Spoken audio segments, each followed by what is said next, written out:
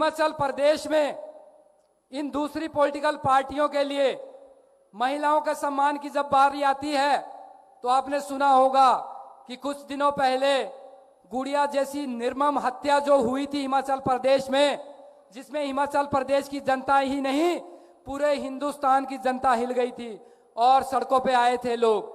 तो ये पार्टियां, एक पार्टी की नेता ने ये बताया था कि ये छोटा सा गुड़िया कांड है। इस तरीके की इनकी मानसिकता है हिमाचल प्रदेश की जनता के लिए, हिमाचल प्रदेश की नारी शक्ति के लिए। तो ये दिखाता है कि ये लोग कितने संवेदनशील है हिमाचल प्रदेश की जनता के लिए। पर यदि हमारी सेंट्रल लीडरशिप के लोग, हमारे केंद्रीय नेतृत्व हिमाचल प्रदेश की जनता के उत्थान के लिए, हिमाचल प्रदेश की जनता की भलाई के लिए हिमाचल आते हैं तो उनके ऊपर सीबीआई, ईडी जैसी जांच एजेंसियों की जांच करवाई जाती है, उन्हें जेल में डालने का काम किया जाता है। ये लोग नहीं चाहते कि हिमाचल प्रदेश की जनता को जो सुख सुविधाएं, मूलभूत सुविधाएं पिछले 50 साल पहले मिल जानी चाहिए थी, आज तक नहीं मिली। यदि वो देने के लिए आ रहे हैं और यदि हमारे सहयोग के लिए हिमाचल प्रदेश के अंदर आ रहे हैं तो उनके ऊपर जांच बिठाकर, झूठी जांच, झूठे केस बनाकर जेल में डालने का काम किया जा रहा है। तो हमें ये चीजों को समझना होगा। आने वाले टाइम में हो सकता है ये हमारे ऊपर भी इसी तरीके की जांच करवाए, झूठे केस करवाए, पर हमें डरना नहीं है, हमें इनसे डरना नहीं है। जैसे पिछले कल की मैं घटना बताना चाहता हूं, गुजरात में हमारी पार्टी काम कर रही है, इलेक्शन लड़ रही है, लोगों को जो सुख सुविधाएं हमारी पार्टी दिल्ली में दे रही है, पंजाब में दे रही है, उसी तर्ज में गुजरात में भी काम चल रहा है। हमारे साथी कार्यकर्ता के ऊपर वहां पे भी हमला हुआ। ये चीज दिखाती है कि ये लोग कितने बौखलाए हुए हैं, कितने आम आदमी पार्टी से डरे हुए हैं। पर हमें डरना नहीं है, हमें लड़ना है। और बताना चाहता हूं कि सत्ता कोई हाथ में परोसने वाली चीज नहीं है। ये सत्ता के लालची लोग हैं, इनकी जमीन खिसक चुकी है, इनको डर है कि सत्ता हमारे हाथ से जा चुकी है, जा रही है। तो ये कोई भी घिनौनी हरकत कर सकते हैं, पर हम बताना चाहते हैं आज इस मंच के माध्यम से कि हम डरने वाले नहीं हैं, हम लड़ने वाले हैं। जो हमारे अधिकार है वो हम लेकर रहेंगे। इस मंच से मैं ज्यादा ना बोलता हुआ, आज हमारे बीच मुख्य अतिथि आए हैं और जो गारंटी है हिमाचल प्रदेश की माता बहनों को जो मिलने वाली हैं उसके बारे में डिटेल में बताएंगे। बस एक छोटे से नारे के साथ अपनी वाणी को विराम दूंगा।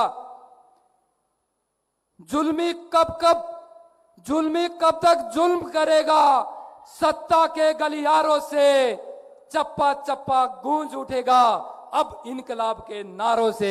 जय हिंद, जय हिमाचल। धन्यवाद सुरजीत जी।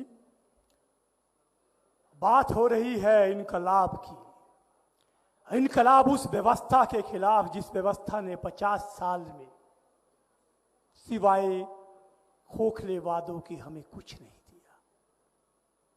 इनकलाब उस व्यवस्था के खिलाफ कि 50 साल बाद भी हमें बात करनी पड़ रही है कि हमारे स्कूल में शिक्षक क्यों नहीं है।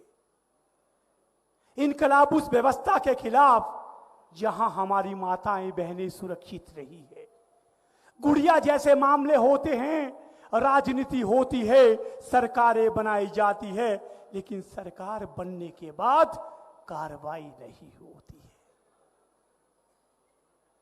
यह बहुत दुखद विषय है कि देवभूमि शक्तिपीठ की भूमि, यहां पे नारी का इस तरह से अपमान होता है। ये जो भाजपा जिस गुड़िया कांड को लेकर सत्ता में आई थी, सिर्फ गुड़िया हेल्पलाइन बनाई, उसके अलावा इन्होंने कुछ नहीं किया। हमारे साथ में पड़ोसी राज्य पंजाब है। पंजाब और कांगड़ा का तो बहुत पुराना नाता है। हमारा रोटी और बेटी का रिश्ता है। रोजगार के लिए कांगड़ा पंजाब जाता है, हमारी रिश्तेदारी है, हमारी बेटियों की शादियां वहां हुई है, कई पंजाब की बेटियां हिमाचल में आई। हमारी साझी संस्कृति है, साझी विरासत है। और पंजाब से एक इनकलाब की लहर चली, ऐसी इनकलाब की लहर जिसने हिंदुस्तान की राजनीति में राजनीति का मतलब ही बदल दिया। जो लोग कहते थे कि आप राजधानी में ही आओगे, लेकिन पंजाब में ऐतिहासिक जीत ने बता दिया कि अब आम आदमी पार्टी पूरे हिंदुस्तान में आएगी। गुजरात से लेकर हिमाचल तक के जो आने वाले चुनावों में इसकी लहर की धमक दिल्ली के सत्ता के गलियारों तक गूंजी है और सीबीआई और ईडी पिंजरे के छूटकर कार्रवाई के लिए जुट गई है। पंजाब में जीत में भी मेरी इन बहनों ने ही भूमिका निभाई थी और हिमाचल में भी केजरीवाल की गारंटी को लागू करवाने के लिए आप लोग ही आम आदमी पार्टी को सत्ता में लाएंगे। एक और बात का ध्यान रखिए, चुनाव आएंगे, कई नकली केजरीवाल अब आपको नजर आएंगे। जिस सरकार ने कोरोना में आपके बारे में नहीं सोचा, वो भी मुफ्त बिजली और मुफ्त यात्रा की बात करती है। एक सबसे पुरानी पार्टी जो कांग्रेस गई है, वो भी अब हमारा घोषणा पत्र ला रही है। जिस तरह से आपने पंजाब में नकली केजरीवाल को धूल चटाई थी, उस तरह हिमाचल में भी इन नकली केजरीवालों को बताना है कि अब असली केजरीवाल ही चलेगा। तो लीजिएगा, पंजाब की बात हो रही है और हमारे बीच में ऐसी शख्सियत मौजूद है जिनका हिमाचल प्रदेश से बड़ा गहरा नाता है। वो बहुत करीब मानते हैं हिमाचल को। तो मंच पे मैं बुलाना चाहूंगा बड़े भाई और पंजाब के मुख्यमंत्री और इस इनकलाब को हिमाचल में लाने वाले माननीय भगवंत मान जी को। जोरदार तालियों से स्वागत कीजिए भगवंत मान।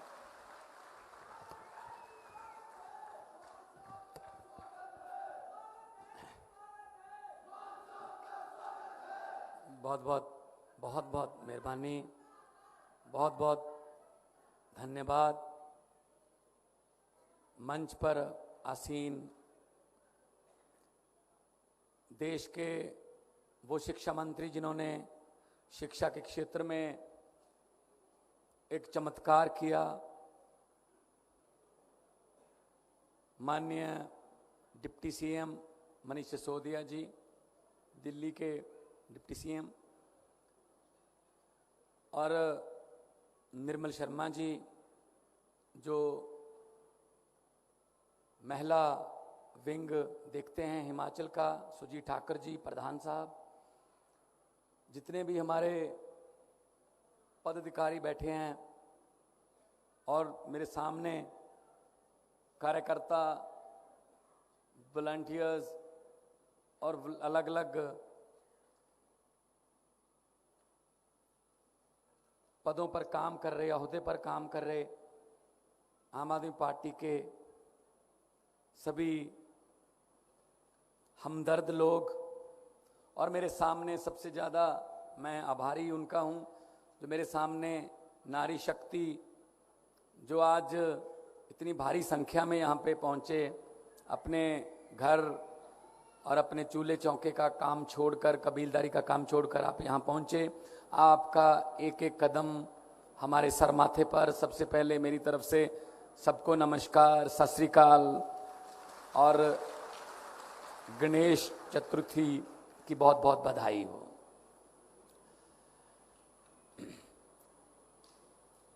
सबसे पहले तो मैं ये बता दूं कि आम आदमी पार्टी वाले जो हैं, चाहे वो कार्यकर्ता हैं, चाहे वो मंत्री है, चाहे वो विधायक हैं, चाहे वो मुख्यमंत्री है, हम लोग भाषण नहीं देते। भाषण वो होता है जो अफसरों द्वारा लिखा जाता है, एसी कमरे में बैठकर उसकी कंपाइलिंग होती है, एडिटिंग होती है, उसमें कहा जाता है नहीं नहीं ये बात मत बोलो, इससे कोई फायदा नहीं होगा, ये वाली बोल दो, इससे लोग थोड़ा भावुक हो जाएंगे, ऐसा कैसा करके। लेकिन आम आदमी पार्टी वाले जिस मिट्टी से बने हैं, वो मिट्टी और है।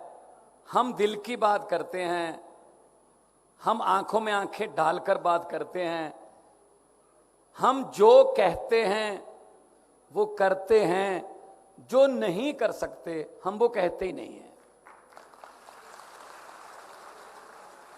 इसकी मैं एक उदाहरण दे देता हूं। जब 2020 का चुनाव था दिल्ली में विधानसभा का, मैं भी प्रचार कर रहा था वहां पे, अचानक से टीवी पर एक खबर चमकने लगी। मैंने भी सोचा यार इतनी दलेरी कहां से आई होगी। जो बात अरविंद केजरीवाल जी ने बोली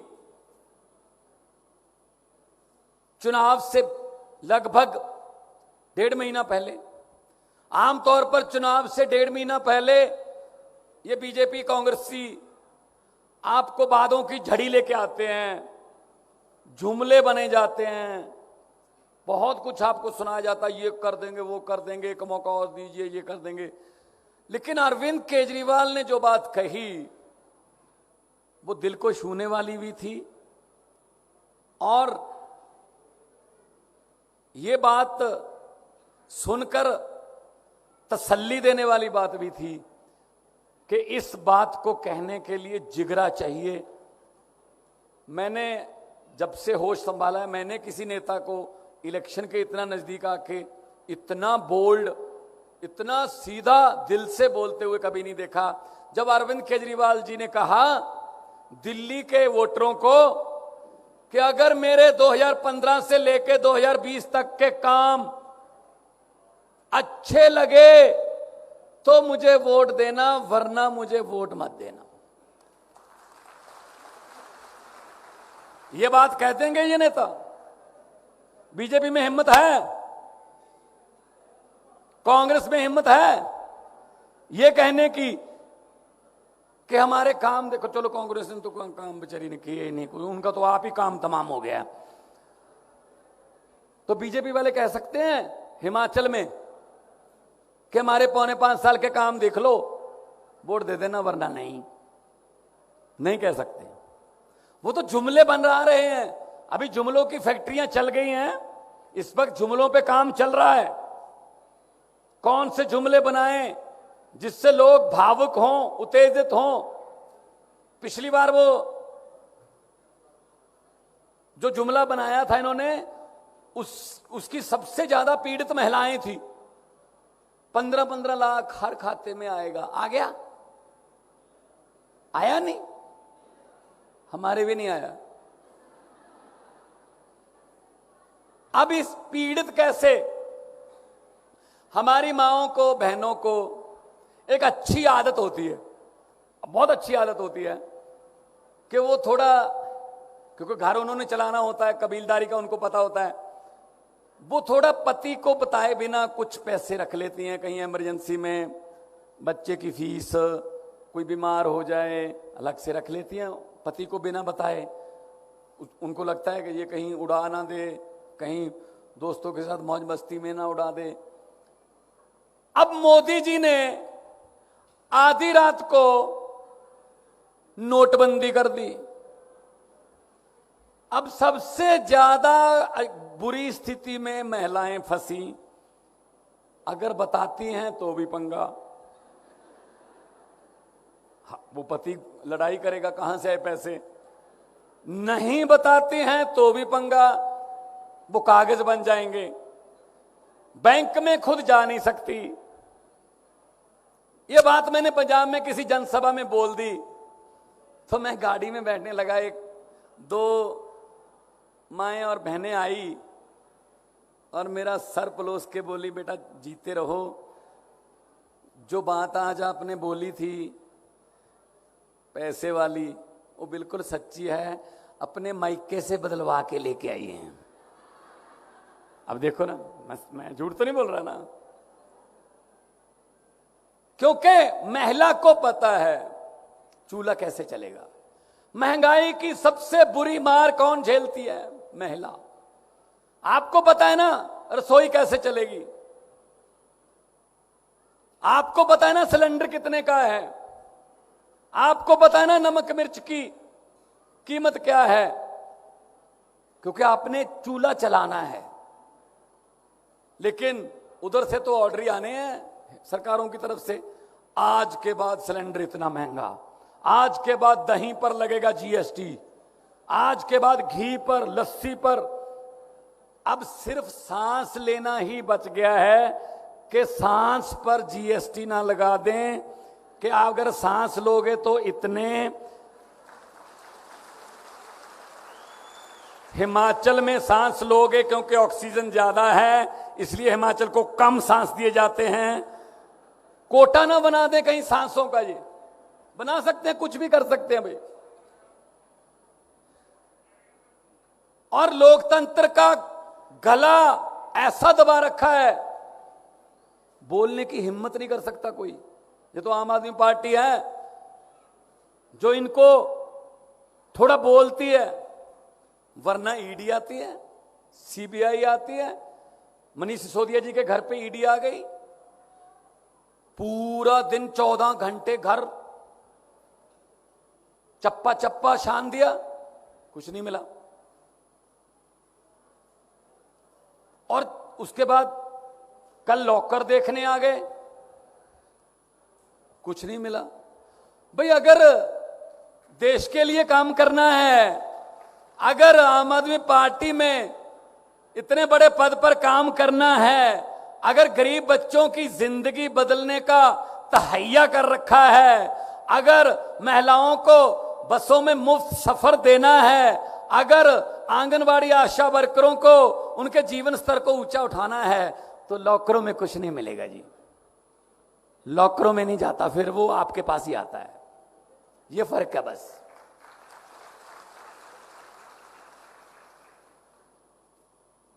गुरु नानक साहब ने कहा था, सो क्यों मंदा आखिए जित जम्मे राजान। जो राजाओं को जन्म देती है उसको मंदी भाषा नहीं बोल सकते आप। एती मार पई कुरलाने तय की दर्द ना आया, बाबर को बोला था उस वक्त गुरु नानक साहब ने। तो हम उनके वंशज हैं। हमारे गुरुओं ने महिलाओं के पक्ष में, इंसाफ के पक्ष में, जुर्म के खिलाफ आवाजें उठाई हैं। ये कांगड़ा कभी पंजाब का हिस्सा होता था, हिमाचल हमारा छोटा भाई है। हमने लड़ना नहीं है, हमने सबने तरक्की करनी है। लेकिन जो ये बैठे हैं वो कुंडली मार के खजाने पर, उनके अपने बेटे बेटियों के लिए खजाना कभी भी खाली नहीं होता। कुछ जनता को देना हो, खजाना खाली है। जो मर्जी आता है खजाना खाली है, खजाना खाली है। मैंने कहा जो खाली है उसको खजाना क्यों कहते हो, उसको पीपा कहो। अब है ही खाली वो। खजाना तो वो होता ना कुछ हो उसमें, खाली को खजाना क्यों कहते हो। ये खजाने भर सकते हैं जी, नीयत साफ हो। ये खजाने भर सकते हैं, ईमानदारी की सरकार हो।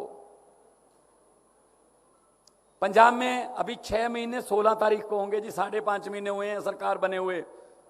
16 मार्च को मैंने मुख्यमंत्री की शपथ ली थी। सिर्फ 5.5 महीने में हमने 100 मोहल्ला क्लिनिक खोल दिए, यहां 100 से ज्यादा ब्लड का टेस्ट, दवाइयां बिल्कुल फ्री, एमबीबीएस डॉक्टर, एक फार्मासिस्ट, एक नर्स बिल्कुल फ्री। कोई भी आए, कोई बीपीएल कार्ड का चक्कर नहीं, कोई हरा कार्ड लाल कार्ड का चक्कर नहीं। कोई भी आए, आपके आसपास कोई मोहल्ला क्लिनिक है, आप जाइए, टोकन लीजिए, चेकअप करवाइए। अगर तो मोहल्ला क्लिनिक की दवाई से आपका इलाज होता है तो आप वहीं से ले जाइए। अगर डॉक्टरों ने कहा कि टेस्ट करने हैं, आपका ब्लड ले लिया जाएगा, सैंपल ले लिया जाएगा, अगले दिन रिपोर्ट आएगी, उसके हिसाब से आपको दवाई दे दी जाएगी, वो भी फ्री, और सैंपल भी फ्री, और जो टेस्ट किया वो भी फ्री।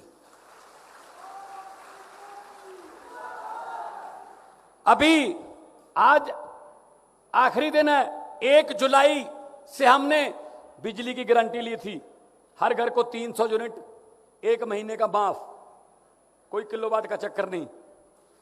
तो 2 महीने का बिल आता है हमारे, 600 यूनिट हो गए। अभी आज के बाद बिल बन आ जाएंगे, 2-4 दिन में बिल आएंगे पंजाब में बिजली के। भाई साहब कितने आए, लोगों को फायदा होगा।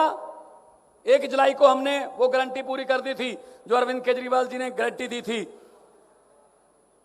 74 लाख मीटर है हमारे पंजाब में, 74 लाख। 74 लाख में से 51 लाख मीटरों का बिल, घरों का बिल 0 आएगा जी। अभी 2-4 दिन में पता चलेगा। तो पहले वाले कहते थे खजाना खाली है, हमने 6 महीने में कैसे भर लिया खजाना। हमने भ्रष्टाचारियों पर नकेल कस दी, हमने करप्शन बंद कर दी, हेल्पलाइन दे दी, एक नंबर जारी कर दिया। कोई भी आपसे अफसर, कोई तहसील में, कोई बाबू, कोई थाने में पुलिस वाला पैसे मांगता है, मना मत करना, जेब में हाथ डालना, मोबाइल निकाल लेना, वीडियो बना के हमें इस नंबर पे भेज देना, बाकी काम हमारा।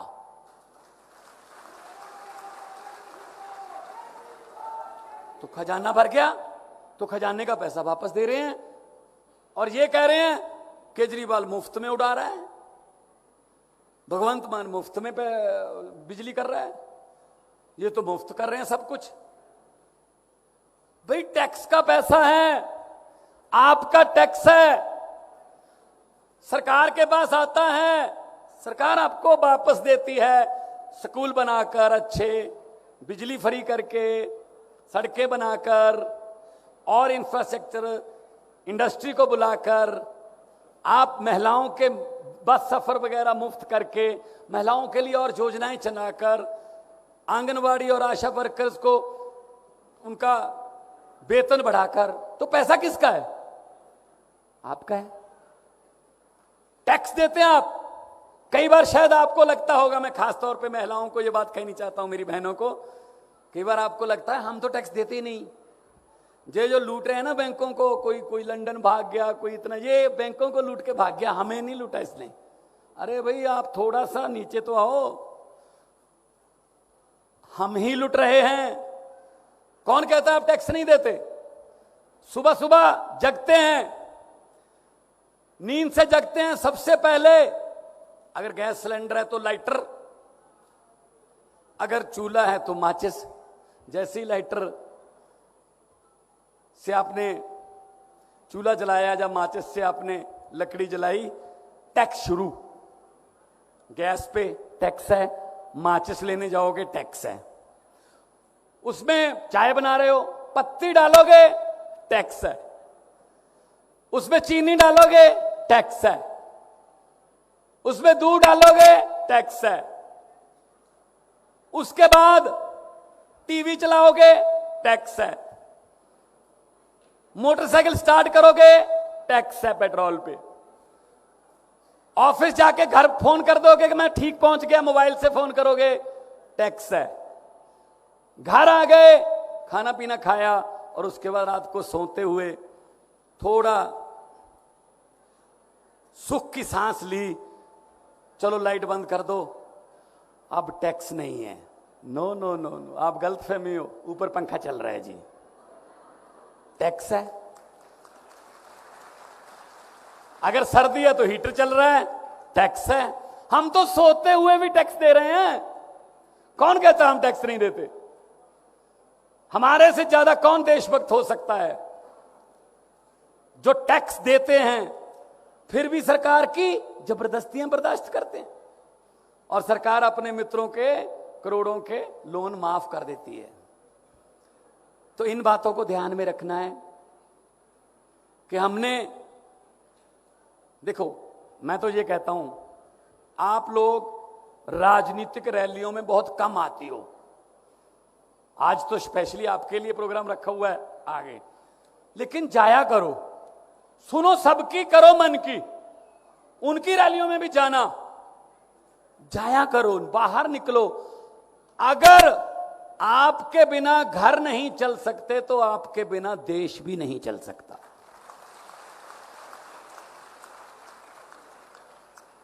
तो अपना योगदान देश चलाने में जरूर दीजिए।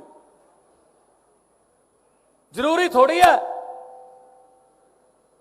कि पति ने कह दिया इसको वोट देना है उसी को देना है। क्यों भाई, मुझे ये पार्टी अच्छी नहीं लगती, मैं तो इनको वोट दूंगी, इनके प्रोग्राम ये हैं, इनके मुद्दे ये हैं, इन्होंने ये लिख के दिया है, इन्होंने ये गारंटी दी है, तो क्यों नहीं ऐसे हो सकता भी। बल्कि जब आपने कहा ना कोई बात नहीं, आप उनको वोट दे के देखना, वो भी आपके पीछे आ जाएगा। पता ही है आपको सबको कि भाई चलती तो घर में गृहिणी की है। तो इन पर यकीन मत करना, ये बड़े बड़े वादे लेके आएंगे, पता नहीं क्या क्या आपको भरमाएंगे। वो एक, जब मैं कलाकार के तौर पे विचरता था, मैंने एक नेताओं के झूठ पर एक बहुत बड़ा व्यंग किया था कि नेताओं की झूठ बोलने की आदत को लोगों ने कितना अपना लिया है कि नेता हैं झूठ ही बोलते होंगे। जो पुराने, जो ट्रेडिशनल नेता हैं उनकी बात कर रहा हूं। तो नेताओं ने सोचा दिल्ली में कि दिन रात बॉडीगार्ड्स में घिरे रहते हैं, इस बार कांगड़ा की वादियों में चलते हैं, थोड़ा सैर सपाटा हो जाएगा। लेकिन बॉडीगार्ड साथ में नहीं लेके जाएंगे, उनको सड़क पर जो सिविल वर्दी में उनको तैनात कर दिया। उन्होंने एक बस, लग्जरी बस दिल्ली से उन्होंने रेंट पे ली। 30-40 हमारे देश के बड़े बड़े नेता कांगड़ा के लिए चले दिल्ली से, पंजाब में आए, अंबाला के बाद राजपुरा के पास उनकी बस जो है वो एक गड्ढे में पलट गई। अब देखना कि नेताओं की झूठ बोलने की आदत को लोगों ने कितना अपना लिया। वो गड्ढे में बस पलट गई। अब सिक्योरिटी को चिंता हुई कि इस गड्ढे, इस जगह से तो निकल गई थी, इस जगह तक नहीं पहुंची, इसका मतलब ये दोनों पॉइंटों के बीच है। उन्होंने सर्च करना शुरू किया, तलाश करनी शुरू की। तो एक किसान खेतों में काम कर रहा था, उससे पूछा भी इस रंग की और इस नंबर की एक बस थी, आपने देखी? वो कहला हाँ देखी थी, वो यहां गड्ढे में पलट गई थी। तो सिक्योरिटी वाले ने पूछा अब कहां गई? बोला जी मैंने ऊपर मिट्टी डाल दी, बस के ऊपर मैंने मिट्टी डाल दी। तो सिक्योरिटी वाले ने पूछा जी इसका मतलब उसमें सभी जो सवार नेता थे वो मर गए थे? कहता नहीं, सभी नहीं मरे थे, अभी 20-25 चिल्ला रहे थे जोर जोर से कि हम अभी जिंदा हैं, हमें बाहर निकालो। मैंने सोचा नेता हैं, झूठ ही बोल रहे होंगे, मिट्टी डालो। ये हालत है, ये मानने को तैयार नहीं है कि ये जिंदा हैं, बोल रहे हैं। वो कह रहे नहीं झूठ बोल रहे होंगे, ये बोल रहे होंगे। तो ये बदलना है, ये बदलाव लाना है। ये आम आदमी पार्टी कर सकती है, जो आम लोगों के घरों तक टिकट भी पहुंचाती है, आम लोगों के चूल्हों की आग की चिंता भी करती है। पंजाब की एग्जांपल देता हूं। पंजाब में हमने कांग्रेस और अकाली दल से ज्यादा, सबसे ज्यादा हमारी पार्टी ने 12 महिलाओं को टिकट दी इसी विधानसभा में।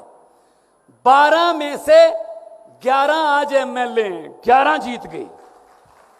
कोई डॉक्टर है, कोई प्रोफेसर थी, एक लड़की 27 साल की उम्र है, उसने बहुत बड़े धनाढ़ नेता को हराया है। वो स्कूटी पर अपना प्रचार करने जाती थी। संगरूर से वो एमएलए है, नरेंद्र कौर है उसका नाम है। अगर आप बाहर निकलोगे, कुछ करने का तहिया करोगे, तो लोग आपके लिए आंखें बिछाएंगे। तो आज माएं और बहनें इकट्ठी हुई हैं, मां का आशीर्वाद मिल जाए। दुनिया का कोई मैदान ऐसा नहीं जो सर ना कर सको। बहन की दुआएं मिल जाएं तो दुनिया की कोई मंजिल ऐसी नहीं जो सर ना कर सको। मैंने एक शेर बोला था पार्लियामेंट में कि एक मां से बात कर रही है एक बेटी जो पैदा नहीं हुई, पेट में ही है अभी। उसको डर है कहीं पेट में मेरा कत्ल ना करवा दिया जाए। वो बेटी कह रही है आजा बैठ नी माए गल्लां करिए काम दियां, आजा बैठनी माए गल्ला करिए काम दियां, राजगुरु सुखदेव भगत सिंह मावा ही ने जम दियां, की पता मैं जम देवां कोई अगमड़ा मर्द नहीं माए, कुख दे विच ना कतल कराई यही मेरी अर्ज नहीं माए। मतलब क्या पता कौन सी मां ने कौन से योद्धा को जन्म दे देना है। लड़कियों को पैदा होने दो, पढ़ने दो, उड़ने दो। आप देख लो सर, आप तो शिक्षा मंत्री हैं, रिजल्ट देख लो पूरे देश के, मैट्रिक के देख लो, +2 के देख लो, BA के, MA के, MSc। जब लड़कियों ने इस बार फिर मारी बाजी, लड़कियां इस बार फिर आ गए। हर बार लड़कियां पहले 10 में से 6-7 पोजीशन लड़कियों की होती है। पढ़ने का मौका मिलना चाहिए बस। तो मैं तो यही कहूंगा, हम कोई आपसे कोई लुभावने वादे नहीं करते। वो अरविंद केजरीवाल जी जो सोचते हैं, उस सोच को मनीष सिसोदिया जी आज आपके सामने रखेंगे कि क्या क्या करना है और कैसे कैसे करना है, बजट कहां से आएगा, क्या करना है, सब हिसाब किताब लगाते हैं हम। क्योंकि अरविंद केजरीवाल जी IRS अफसर थे, इंडियन रेवेन्यू सर्विस में इनकम टैक्स के कमिश्नर थे। मनीष जी बहुत बड़े पत्रकार थे टीवी के, मैं कलाकार था।